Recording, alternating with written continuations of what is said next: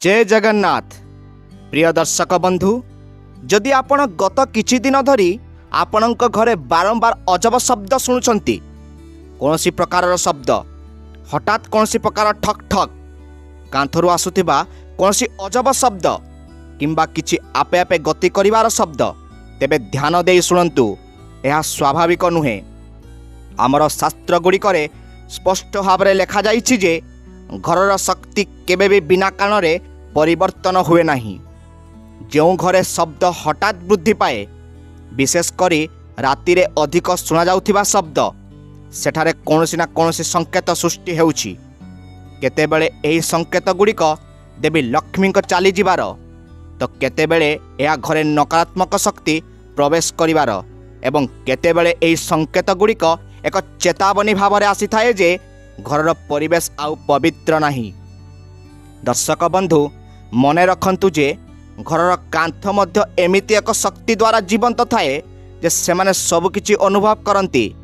सुख दुख द्वंद्व प्रेम कलह भीतरर सबकिछि, एवं जेतेबेले घर भितरे शक्ति असंतुलित हेबाकु लागे, तार प्रभाव प्रथमे शब्दरे देखा जाए। अनेक लोक याकु घरर पुराणा अवस्था किंबा परिस्थिति को दायी दियंती, किंतु सनातन धर्म कहे जे जेतेबेले लक्ष्मी घरे बास करती, सेठारे शांतिर कंपन सृष्टि होइथाए एवं सेठारे कौनसी अनावश्यक शब्द शुभे नहीं। किंतु जेतेबेले घरे द्वंद्व बढ़ी जाए, मन अस्थिर हो जाए, किंबा शास्त्र निषेध करा जाइथिबा जिनिस घर को आसे, सेतेबेले लक्ष्मी का बासस्थान दुर्बल हो जाए एवं घरे नकारात्मक शक्ति सेमानंकर प्रभाव देखाइबा आरंभ करती। दर्शक बंधु, आम पाखक संकेत गुड़िक सर्वदा प्रथमे आसे एवं संकट परे आसी थाए, एवं अनेक समय रे देवी लक्ष्मी प्रस्थानर प्रथम संकेत हेउची घरे शब्दर वृद्धि। हठात रोषेई घरे बासनकुसन खड़ खड़ शुभाजिबा, आलमारी भितरे हालुका ठक ठक शब्द हेबा, छातरे दमदम परी शब्द, किंबा खाली कोठरी रे केही चालिबार अनुभव, एसबु स्वाभाविक नुहे। एगुड़िक हेउची संकेत जे घरे शक्ति विचलित हेउची, एवं एही विचलित शक्ति सीधा सड़क आपणक धन उपरे प्रभाव पकाए। टंका स्थिर होबाकू आरंभ करे, खर्च वृद्धि पाए एवं कठिन परिश्रमर फल ह्रास पाई थाए। तेणु एही शब्द गुड़िक केवल शब्द नुहे, एगुड़िक एक चेतावनी जे घरे जहाँ भी भूल हेउची ताहा तुरंत बंद करा जिबा उचित। अनेक लोक सेमानंक घरे शब्द गुड़िक संपूर्ण अणदेखा करिबारे भूल करती। सेमाने भाबंती जे यह पुराणा काठर शब्द, वायु चापर शब्द किंबा घर स्थिर हेबार शब्द। तथापि शास्त्र कहा जाइछि जे जेतेबेले घरे अनावश्यक शब्द वृद्धि पाए, सेतेबेले बुझिबा उचित जे शक्ति संतुलन बाधाप्राप्त होइछि।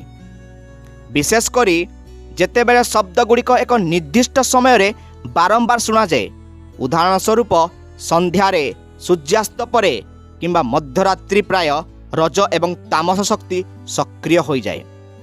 एही समय रे घरे अजब शब्द सूचाई थाए जे कौनसी स्थान रे सकारात्मक शक्ति दुर्बल हेउछि। देवी लक्ष्मी शब्द किंबा अशांति को नापसंद करती। से एपरी एक घर को पसंद करती जेउठारे शक्ति स्थिर। घरे जेते टंका आसे, जदि निरंतर ठक ठक एवं कर्क शब्द हुए, तेबे सेठारे कौनसी परिमाण रे टंका रहे नहीं। घर सदस्य माने कठिन परिश्रम करी क्लांत हुअंती, किंतु कौनसी फलाफल देखती नहीं। व्यवसाय रे हठात बाधा, कार्य रे निरंतर समस्या एवं हाथ रे टंका आसिबा मात्रे अदृश्य हो जिबा। एही शक्ति असंतुलनर फलाफल।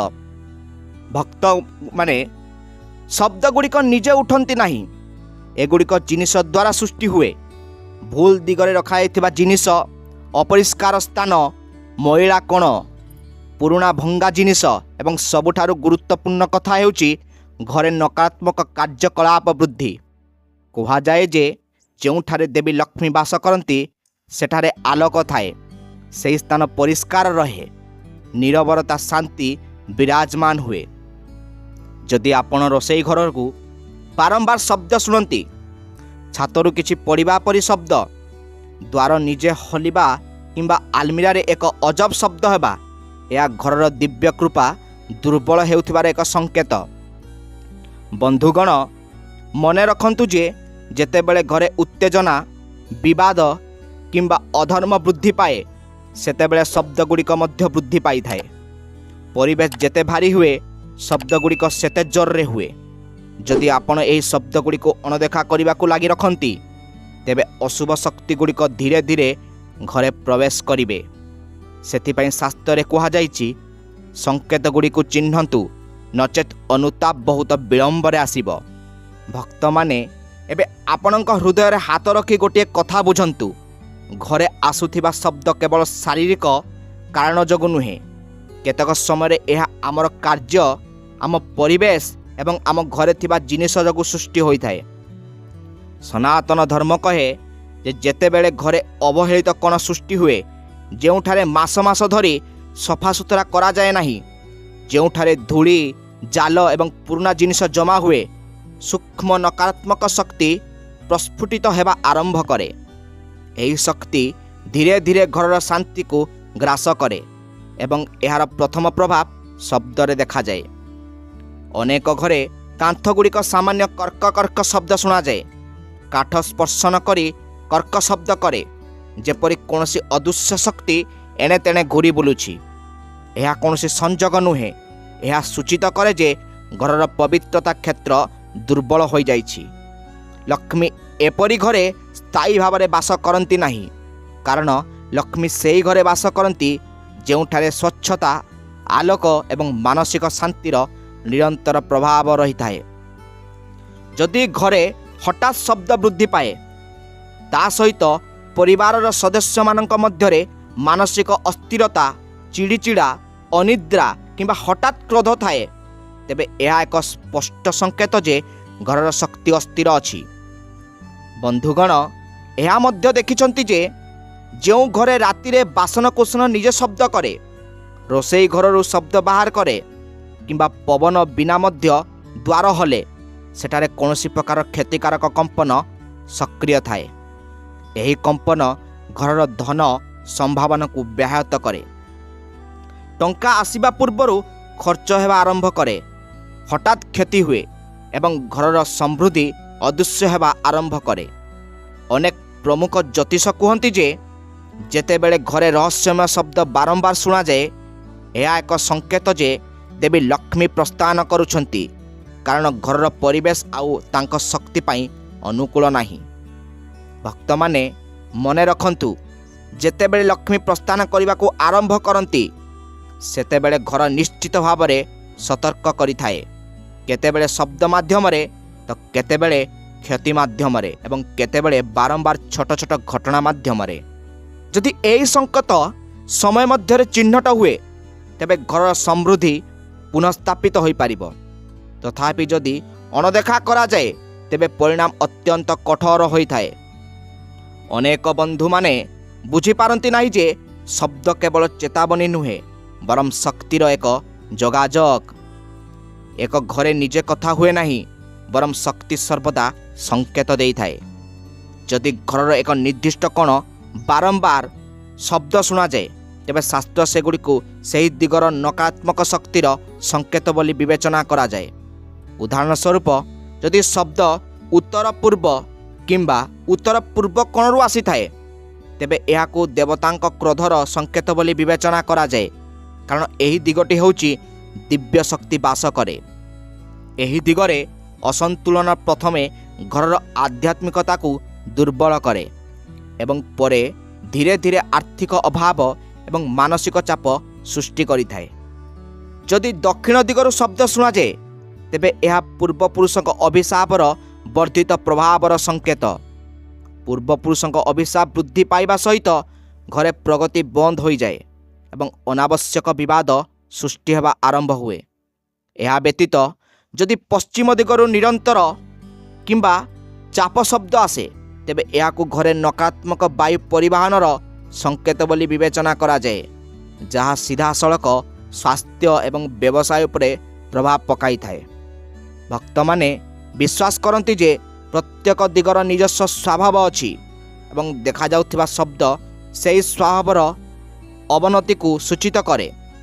ଲୋକମାନେ ପ୍ରାୟତଃ ରିପୋର୍ଟ କରନ୍ତି ଯେ ରାତିରେ ଏପରି ଅନୁଭବ ହୁଏ ଯେପରି କେହି ଜଣେ କୋଠରୀରେ ଚାଲୁଛନ୍ତି। କିଛି ଗତି କରୁଥିବା କିମ୍ବା ସାମାନ୍ୟ ଆଘାତ ଶୁଣାଯାଇପାରେ।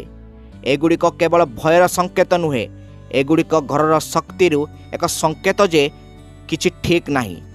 ଧ୍ୟାନ ଦିଅନ୍ତୁ, ସବୁଠାରୁ ବିପଦପୂର୍ଣ୍ଣ ପରିସ୍ଥିତି ହେଉଛି ଯେତେବେଳେ ଶବ୍ଦ ବଢ଼ିଯାଏ ଏବଂ ଜିନିଷଗୁଡ଼ିକ ହଠାତ୍ ପଡ଼ିଯାଏ। ଯଦି କାନ୍ଥରୁ ପ୍ଲାଷ୍ଟର ଛିଣ୍ଡିବାକୁ ଆରମ୍ଭ କରେ କିମ୍ବା ବଲ୍ବଗୁଡ଼ିକ ବାରମ୍ବାର ଫ୍ୟୁଜ୍ ହୁଏ, ତେବେ ଏହା ଏକ ସ୍ପଷ୍ଟ ସଂକେତ ଯେ ଘରର ସକାରାତ୍ମକ ଶକ୍ତି ହ୍ରାସ ପାଉଛି ଏବଂ ନକାରାତ୍ମକ ଶକ୍ତି ଏହାର ଧାରଣକୁ ମଜବୁତ କରୁଛି।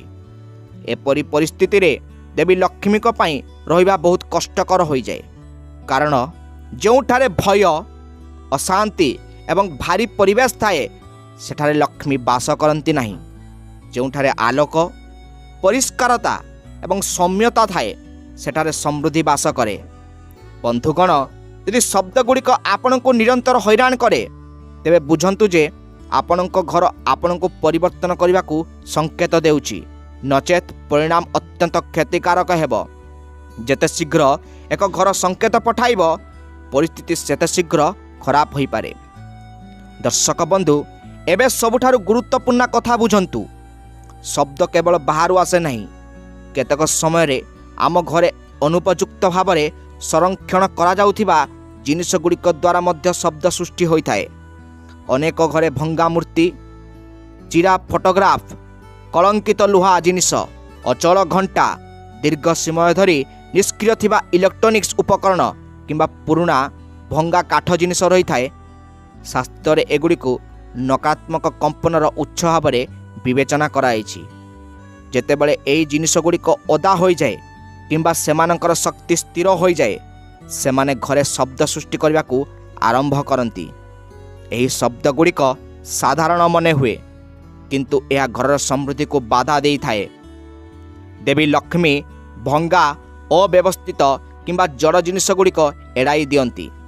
ଏହି କାରଣରୁ ଯେଉଁଠାରେ ଅଧିକ ଭଙ୍ଗା ଜିନିଷ ଥାଏ ସେଠାରେ ଅଧିକ ଶବ୍ଦ ହୁଏ ଏବଂ ଆର୍ଥିକ ସ୍ଥିରତା ନଷ୍ଟ ହୋଇଥାଏ। ବନ୍ଧୁଗଣ, ମନେ ରଖନ୍ତୁ ଯେ ଶବ୍ଦ ଏକ ସଂକେତ, କିନ୍ତୁ ପ୍ରକୃତ ସମସ୍ୟା ଘରେ ସଂରକ୍ଷିତ ନକାରାତ୍ମକ ଜିନିଷଗୁଡ଼ିକରେ ରହିଛି। ଯେଉଁ ଘରେ ଅନାବଶ୍ୟକ ଜିନିଷ ଜମା ହୋଇ ରହିଥାଏ, ଯେଉଁଠାରେ ପ୍ରତ୍ୟେକ କୋଣରେ ଭିଡ଼ ହୋଇଥାଏ, ଯେଉଁଠାରେ ଆଲୋକ କମ୍ ପହଞ୍ଚେ, ସେଠାରେ ଶବ୍ଦ ସ୍ୱାଭାବିକ ଭାବରେ ବୃଦ୍ଧି ପାଇଥାଏ ଏବଂ ସେହି ଶବ୍ଦଗୁଡ଼ିକ ଧୀରେ ଧୀରେ ଅଶାନ୍ତି, ଚାପ ଏବଂ ଆର୍ଥିକ ପତନର କାରଣ ସାଜିଥାଏ। ପ୍ରାୟତଃ ଦେଖାଯାଇଛି ଯେ ଘରେ ଛୋଟ ଛୋଟ ଶବ୍ଦ ଆସିବା ଆରମ୍ଭ ହୁଏ ଏବଂ ସେହି ସମୟରେ ପରିବାର ସଦସ୍ୟଙ୍କ ମଧ୍ୟରେ ଦ୍ୱନ୍ଦ୍ୱ ବୃଦ୍ଧି ପାଇଥାଏ। ଏହା ଏକ ସଂଯୋଗ ନୁହେଁ। ଘରେ ବଢ଼ୁଥିବା ସୁପ୍ତ ଶକ୍ତି ବ୍ୟକ୍ତିର ଚିନ୍ତାଧାରାକୁ ପ୍ରଭାବିତ କରେ ଏବଂ ନକାରାତ୍ମକତାକୁ ବୃଦ୍ଧି କରିଥାଏ। ଶାସ୍ତ୍ରରେ କୁହାଯାଇଛି ଯେ ଯେଉଁଠାରେ ଅନାବଶ୍ୟକ ଜିନିଷ ଜମା ହୋଇଥାଏ ସେଠାରେ ଜୀବନ ଶକ୍ତି ମନ୍ଥର ହୋଇଯାଏ ଏବଂ ଧୀରେ ଧୀରେ ଏହି ଶକ୍ତି ଘରେ ଭୟ ଏବଂ ଅସ୍ଥିରତା ସୃଷ୍ଟି କରିଥାଏ। ତେଣୁ ଦର୍ଶକ ବନ୍ଧୁ, ପ୍ରଥମ ପଦକ୍ଷେପ ସର୍ବଦା ଘରୁ ସମସ୍ତ ପୁରୁଣା, ଭଙ୍ଗା କିମ୍ବା ଅଦରକାରୀ ଜିନିଷଗୁଡ଼ିକୁ ବାହାର କରିବା ଉଚିତ। ଘର ଯେତେ ହାଲୁକା ହେବ, ଶବ୍ଦ ସେତେ କମ୍ ହେବ ଏବଂ ସମୃଦ୍ଧି ସେତେ ଅଧିକ ହେବ। ଏବଂ ମନେ ରଖନ୍ତୁ, ଘରର ପ୍ରଥମ ପ୍ରାଥମିକତା ହେଉଛି ସଂକେତଗୁଡ଼ିକ ସର୍ବଦା ଶବ୍ଦ ହୋଇଥାଏ ଏବଂ ଶବ୍ଦଗୁଡ଼ିକ କେବେ ମିଛ କହିନଥାଏ। ସେମାନେ ଆପଣଙ୍କୁ କୁହନ୍ତି ଯେ ଘର ଭିତରେ କିଛି ପରିବର୍ତ୍ତନ ହେବାକୁ ଯାଉଛି। ଯଦି ଆପଣ ସମୟ ମଧ୍ୟରେ ଏହି ସଂକେତଗୁଡ଼ିକୁ ଚିହ୍ନି ପାରନ୍ତି, ତେବେ ଆପଣ ଦେବୀ ଲକ୍ଷ୍ମୀଙ୍କୁ ଛାଡ଼ିଯିବାରୁ ରୋକିପାରିବେ, ନଚେତ୍ ସେ ଧୀରେ ଧୀରେ ଚାଲିଯାଆନ୍ତି, ଚାପ, ଋଣ ଏବଂ ଅସ୍ଥିରତାର ଛାୟା ପଛରେ ଛାଡ଼ି ଦିଅନ୍ତି। ଦର୍ଶକ ବନ୍ଧୁ, ଏବେ ବୁଝିପାରୁଛନ୍ତି ଯେ ଅଧିକାଂଶ ଲୋକ ଯେଉଁ ଗଭୀରତାକୁ ଚିହ୍ନି ପାରୁନାହାନ୍ତି, ଶବ୍ଦଗୁଡ଼ିକ ପ୍ରାୟତଃ ଘର ଭିତରେ ଘୂର୍ଣ୍ଣାଉଥିବା ଭାବନା ଦ୍ୱାରା ସୃଷ୍ଟି ହେଉଥିବା ଶକ୍ତିର ଏକ ସଂକେତ। ହଁ, ଭାବନାଗୁଡ଼ିକ ମଧ୍ୟ ଶବ୍ଦ ସୃଷ୍ଟି କରେ। ଯେଉଁ ଘରେ ନିରନ୍ତର ଚିନ୍ତା, ପତି ପତ୍ନୀଙ୍କ ମଧ୍ୟରେ ଉତ୍ତେଜନା, ପରିବାରରେ ବଢ଼ୁଥିବା ବିବାଦ, ପ୍ରତ୍ୟେକ ସଦସ୍ୟ ଭିତରେ ବୋଝ ନେଇ ବାସ କରନ୍ତି, ସେହି ଘରର ଶକ୍ତି ଭାରୀ ହୋଇଯାଏ। ଏହି ଭାରୀ ଶକ୍ତି ପ୍ରଥମେ ଶବ୍ଦ ଭାବରେ ଉଭା ହୋଇଥାଏ। ଏହା ଏପରି ଅନୁଭବ ହେବ ଯେପରି କାନ୍ଥ ଗୁଡ଼ିକ ନିଶ୍ୱାସ ନେଉଛି, କାଠ କଞ୍ଚା କଞ୍ଚା ହେଉଛି ଏବଂ ଝରକା ଗୁଡ଼ିକ ପବନ ବିନା ମଧ୍ୟ ଥରୁଛି। ଏହି ସମସ୍ତ ସଂକେତ ହେଉଛି ଯେ ଘରେ ଭାବପ୍ରବଣ ଅସନ୍ତୁଳନ ଏତେ ଗଭୀର ହୋଇଗଲାଣି ଯେ ଏହାର କମ୍ପନ ପରିବେଶକୁ ଥରାଇ ଦେଉଛି। ଯେତେବେଳେ ଘରେ କେହି ଦୁଃଖ ଥାଏ, ଯେତେବେଳେ କେହି ନିରନ୍ତର ଆର୍ଥିକ ଚାପରେ ରହୁଥାଏ କିମ୍ବା ଯେତେବେଳେ କାହାର ଚିନ୍ତା ଶୀର୍ଷରେ ପହଞ୍ଚିଥାଏ, ସେହି କମ୍ପନ ଗୁଡ଼ିକ ସମଗ୍ର ଘରେ ବ୍ୟାପିଯାଏ ଏବଂ ଏହି କମ୍ପନ ଗୁଡ଼ିକରେ ଘର ପ୍ରଥମେ ଶବ୍ଦ ପ୍ରତିକ୍ରିୟା କରେ। ଏହି କାରଣରୁ ଅନେକ ପରିବାର କୁହନ୍ତି ଯେ ଯେଉଁଦିନ ଘରେ ବହୁତ ଚାପ ଥାଏ ସେହିଦିନ ରାତିରେ ଘରେ ଅଧିକ ଶବ୍ଦ ହୋଇଥାଏ। ପ୍ରିୟ ଦର୍ଶକ ବନ୍ଧୁ, ଏହା ଏକ ସଂଯୋଗ ନୁହେଁ, ଏହା ଏକ ସଂକେତ ଯେ ଦେବୀ ଲକ୍ଷ୍ମୀ ଏପରି ଘରୁ ବିଦାୟ ନେବାକୁ ଯାଉଛନ୍ତି। କାରଣ ଯେଉଁଠାରେ ଅଶାନ୍ତିର ମୂଳ ଗଭୀର, ସେଠାରେ ଲକ୍ଷ୍ମୀ ବାସ କରିପାରିବେ ନାହିଁ। ଶାସ୍ତ୍ର କହେ ଯେ ଲକ୍ଷ୍ମୀ କେବଳ ସେହି ଘରେ ବାସ କରନ୍ତି ଯେଉଁଠାରେ ମନ ହାଲୁକା, ପରିବେଶ ପବିତ୍ର ଏବଂ ଚିନ୍ତାଧାରା ଶାନ୍ତ ରହିଥାଏ। ଶବ୍ଦଗୁଡ଼ିକ ସୂଚାଇ ଦିଏ ଯେ ଏହି ତିନୋଟି ମଧ୍ୟରୁ କୌଣସି ସ୍ଥାନରେ ଏକ ଭାଙ୍ଗି ପଡ଼ିବା ଆରମ୍ଭ ହୋଇଛି। ଯଦି ଆପଣ ଅସ୍ୱସ୍ତି ଅନୁଭବ କରୁଛନ୍ତି, ନିଦ ବ୍ୟାହତ ହେଉଛି, ଆପଣଙ୍କ ମନ ହଠାତ୍ ଭାରି ହୋଇଯାଉଛି କିମ୍ବା ଆପଣ ହୟକତୁ ଭୟ ଅନୁଭବ କରୁଛନ୍ତି, ତେବେ ବୁଝନ୍ତୁ ଯେ ଘରର ଶକ୍ତି ନକାରାତ୍ମକ ସ୍ତରକୁ ପହଞ୍ଚି ଯାଇଛି। ଏହା ଏପରି ଏକ ସମୟ ଯେତେବେଳେ ଘରର ପ୍ରତ୍ୟେକ ସଦସ୍ୟଙ୍କୁ ସେମାନଙ୍କର ମାନସିକ ସ୍ଥିତିରେ ଉନ୍ନତି ଆଣିବାକୁ ପଡ଼ିବ। କାରଣ ଶବ୍ଦ କେବେ ଏକା ଆସେ ନାହିଁ, ସେମାନଙ୍କ ସହିତ ଅନିଦ୍ରା, ଚିନ୍ତା, ବିଫଳତା, ଆର୍ଥିକ ବାଧା ଆସେ। ଭକ୍ତଗଣ, ଆପଣ ଏହି ଭାବପ୍ରବଣ ଶକ୍ତିକୁ ଯେତେ ଶୀଘ୍ର ହଜମ କରିପାରିବେ ସେତେ ଶୀଘ୍ର ଶବ୍ଦ କମିଯିବ ଏବଂ ଆଶୀର୍ବାଦ ଆସିବ। ଏହା ଫେରିବା ଆରମ୍ଭ କରିବ। ନଚେତ୍ ଘରେ ଏହି ସୂକ୍ଷ୍ମ ଅଶାନ୍ତି ଧୀରେ ଧୀରେ ଏକ ବଡ଼ ସଙ୍କଟରେ ପରିଣତ ହେବ। ଭକ୍ତମାନେ ଏବେ ଶେଷ ଏବଂ ସବୁଠାରୁ ଗୁରୁତ୍ୱପୂର୍ଣ୍ଣ ବିନ୍ଦୁକୁ ଧ୍ୟାନ ସହିତ ଶୁଣନ୍ତୁ। ଯେତେବେଳେ ଘରେ ବାରମ୍ବାର ଡାକୁଥାଏ ଏବଂ ସଂକେତ ଦିଏ, ଏହା ଆପଣଙ୍କୁ ପରିସ୍ଥିତି ଖରାପ ହେବା ପୂର୍ବରୁ ଏହାକୁ ସଂଶୋଧନ କରିବାର ସୁଯୋଗ ଦେଉଛି। ପ୍ରତ୍ୟେକ ଶବ୍ଦ ଏକ ସତର୍କ ଘଣ୍ଟି ଯାହାକୁ ବୁଝିପାରିଲେ ଘରେ ସମୃଦ୍ଧି ଫେରାଇ ଆଣିପାରିବ। ପ୍ରଥମେ ଘରର ପ୍ରତ୍ୟେକ କୋଣକୁ ସଫା କରନ୍ତୁ, ବିଶେଷ କରି ଯେଉଁଠାରେ ମାସ ମାସ ଧରି ଧୂଳି ଜମା ହୋଇଛି। ସେହି କୋଣଗୁଡ଼ିକୁ ଆଲୋକ ଆଣନ୍ତୁ ଯେଉଁଠାରେ ଅନ୍ଧାର ସର୍ବଦା ରହିଛି। ଶାସ୍ତ୍ରରେ କୁହାଯାଇଛି ଯେ ଅନ୍ଧାର ହେଉଛି ନକାରାତ୍ମକ ଶକ୍ତିର ଘର ଏବଂ ଆଲୋକ ହେଉଛି ଦିବ୍ୟ ଶକ୍ତିର ପ୍ରବେଶ ଦ୍ୱାର। ଏହାପରେ ଘରୁ ପ୍ରତ୍ୟେକ ଭଙ୍ଗା ଜିନିଷକୁ ବାହାର କରିଦିଅନ୍ତୁ। ତାହା ପୁରୁଣା ଘଣ୍ଟା, ଭଙ୍ଗା ବାଲ୍ଟି, ଛିଣ୍ଡା ଜୋତା କିମ୍ବା ମାସ ମାସ ଧରି ଅଚଳ ହୋଇଥିବା ବୈଦ୍ୟୁତିକ ଉପକରଣ। କାରଣ ଏହି ଅସମ୍ପୂର୍ଣ୍ଣ ଭଙ୍ଗା ଜିନିଷ ନକାରାତ୍ମକକୁ ଆଶ୍ରୟ ଦିଏ ଏବଂ ଏହି ନକାରାତ୍ମକ ଶବ୍ଦ ଭାବରେ ବାହାରକୁ ଆସେ। ନିୟମିତ ଭାବରେ କର୍ପୂର ଜଳାଇବା, ଗଙ୍ଗାଜଳ ଛିଞ୍ଚନ କରିବା ଏବଂ ସନ୍ଧ୍ୟାରେ ଘିଅ ଦୀପ ଜଳାଇବା ଦ୍ୱାରା ଘରର କମ୍ପନ ପରିବର୍ତ୍ତନ ହେବାରେ ତୁରନ୍ତ ପ୍ରଭାବ ପଡ଼ିଥାଏ। ଅନେକ କୁହନ୍ତି ଯେ ଦୀପ ଜାଳିବା ଦ୍ୱାରା ଘରେ ଅଜବ ଶବ୍ଦ କମିଯାଏ ଏବଂ ଏହା ହିଁ ସତ୍ୟ। କାରଣ ଦୀପରେ ଜଳା ନକାରାତ୍ମକ ଶକ୍ତିକୁ ଏକ ସୂକ୍ଷ୍ମ ସ୍ତରରେ ଦୂର କରିଦିଏ। ଦର୍ଶକ ବନ୍ଧୁ, ଯଦି ଆପଣ ଘରେ ଭାରି ଅନୁଭବ କରୁଛନ୍ତି, ବାରମ୍ବାର ଶବ୍ଦ ଶୁଣନ୍ତି କିମ୍ବା ଟଙ୍କା ଅଟକି ରହିଥିବା ପାଆନ୍ତି, ତେବେ ଘର ମନ୍ଦିରକୁ ଶାନ୍ତ କରିବା ଗୁରୁତ୍ୱପୂର୍ଣ୍ଣ। ଘଣ୍ଟ ବଜାଇବା, ଶଙ୍ଖ ଫୁଙ୍କିବା ଏବଂ ପ୍ରତିଦିନ ଅତି କମ୍ରେ ଥରେ ସାରା ଘରେ ଗୋଟିଏ ଶବ୍ଦର କମ୍ପନ ବିସ୍ତାର କରିବା ଅତ୍ୟନ୍ତ ଶୁଭ ବୋଲି ବିବେଚନା କରାଯାଏ। ଏହା କେବଳ ଶବ୍ଦକୁ ଶାନ୍ତ କରେ ନାହିଁ, ବରଂ ପରିବେଶକୁ ମଧ୍ୟ ହାଲୁକା କରିଥାଏ। ମନେ ରଖନ୍ତୁ, ଦେବୀ ଲକ୍ଷ୍ମୀ ମନ ଅଶାନ୍ତ ଥିବା ସ୍ଥାନରେ ବାସ କରନ୍ତି ନାହିଁ। ତେଣୁ ପରିବାରର ମଧ୍ୟରେ ଶାନ୍ତି ବଜାୟ ରଖିବା ଅତ୍ୟନ୍ତ ଗୁରୁତ୍ୱପୂର୍ଣ୍ଣ। ଯେତେ ଅଧିକ ବିବାଦ ସେତେ ଅଧିକ ଶବ୍ଦ, ସେତେ ଅଧିକ ଶାନ୍ତି ସେତେ ଅଧିକ ଆଶୀର୍ବାଦ। ଭକ୍ତଗଣ, ଘର ସର୍ବଦା ପ୍ରଥମେ ସଂକେତ ଦିଏ, ସମସ୍ୟା ପରେ ଆସେ। ଯଦି ଆଜି ଆପଣଙ୍କ ଘର ଶବ୍ଦ କରୁଛି, ତେବେ ଏହା ଭଗବାନଙ୍କ ପକ୍ଷରୁ ଏକ ଚେତାବନୀ ଯେ ଏବେ ଘରର ଶକ୍ତିକୁ ଉନ୍ନତ କରିବାର ସମୟ। ନଚେତ୍ କାଲି ସେହି ଶବ୍ଦଗୁଡ଼ିକ ଏକ ବଡ଼ କ୍ଷତିର ଶବ୍ଦ ହୋଇଯିବ। ସେଥିପାଇଁ ଆପଣଙ୍କ ଘରକୁ ଆଲୋକିତ ରଖନ୍ତୁ, ଏହାକୁ ପବିତ୍ର ରଖନ୍ତୁ ଏବଂ ପ୍ରତିଦିନ ସେଥିରେ ଟିକିଏ ଆଲୋକ ବିସ୍ତାର କରନ୍ତୁ। ଯେତେବେଳେ ଘର ଆଲୋକ ଗ୍ରହଣ କରେ, ଘର ଶବ୍ଦ ନିରମ ହୋଇଯାଏ ଏବଂ ଦେବୀ ଲକ୍ଷ୍ମୀ ପୁଣି ଥରେ ସେହି ଘରେ ତାଙ୍କର ପାଦ ରଖନ୍ତି। ଦର୍ଶକ ବନ୍ଧୁ, କେବଳ ଏତିକି ମନେ ରଖନ୍ତୁ ଯେ ଘର କଥା ହୁଏ ନାହିଁ, କିନ୍ତୁ ସବୁବେଳେ ସଂକେତ ଦେଇଥାଏ। ଯଦି ଆପଣ ସେହି ସଂକେତକୁ ଚିହ୍ନି ପାରନ୍ତି, ତେବେ ଲକ୍ଷ୍ମୀ ଆପଣଙ୍କ ଜୀବନ ସାରା ଆପଣଙ୍କ ଘରୁ ଛାଡ଼ିବେ ନାହିଁ। ଦର୍ଶକ ବନ୍ଧୁ, ଆଜିର ଏହି ରହସ୍ୟମୟ ଉପସ୍ଥାପନା ଯଦି ଆପଣଙ୍କୁ ପସନ୍ଦ ଆସିଛି ତେବେ ଆମ ଭିଡ଼ିଓକୁ ଲାଇକ୍ ଏବଂ ସବସ୍କ୍ରାଇବ୍ କରିଦିଅନ୍ତୁ। ଏବଂ ଯଦି ଆପଣ ମା ଲକ୍ଷ୍ମୀଙ୍କୁ ଅନ୍ତରରୁ ଭଲ ପାଉଥିବେ ତେବେ ତଳେ ଯାଇଥିବା କମେଣ୍ଟ ବକ୍ସରେ ଜୟ ମା ଲକ୍ଷ୍ମୀ ଲେଖିଦେବାକୁ ଭୁଲିବେ ନାହିଁ। ଯାହାଫଳରେ ଆମେ ଭାବିବୁ ଆମ ପରିଶ୍ରମ ଆପଣଙ୍କ ଜୀବନରେ କିଛି ଆଧ୍ୟାତ୍ମିକତାର ଭାବନାକୁ ଉନ୍ନତି କରାଇ ପାରିଛି। ଆମେ ପ୍ରାର୍ଥନା କରୁଛୁ ସୁଖ ଶାନ୍ତିର ଦେବୀ ମା ଲକ୍ଷ୍ମୀ ଆପଣଙ୍କର ପରିବାରକୁ ସବୁବେଳେ ହସ ଖୁସିରେ ରଖିଥାନ୍ତୁ। ପୁଣି ଦେଖା ହେବା ଆଉ ଏକ ଆଧ୍ୟାତ୍ମିକ ରହସ୍ୟ ସହିତ। ସେ ପର୍ଯ୍ୟନ୍ତ ଆମକୁ ବିଦାୟ ଦିଅନ୍ତୁ। ରହୁଛି, ଧନ୍ୟବାଦ।